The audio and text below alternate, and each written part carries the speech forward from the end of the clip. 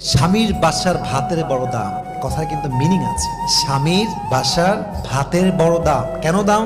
স্বামীর বাড়ির ভাত খেতে হলে স্বামীর খোঁটা সহ্য করতে হয়, স্বামীর মায়ের খোঁটা সহ্য করতে হয়, স্বামীর বাবার ডিসরেসপেক্ট সহ্য করতে হয়, স্বামীর বোনের খোঁটা খেতে হয়, অনেক অসম্মান হজম করতে হয়, স্বামীর গালি হজম করতে হয়। তাই মেয়েরা বলে স্বামীর বাড়ির ভাতের বড় দাম।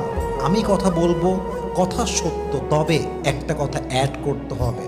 যদি আপনার স্বামীর বাড়ির ভাতের দাম এত বেশি মনে হয়, তবে মাথায় রাখবেন বিয়ের পরে স্বামীর বাড়ির ভাতের দাম যে পরিমাণ বেশি, আপনার নিজের বাপের ঘরের ভাতের দাম তার চেয়ে বেশি।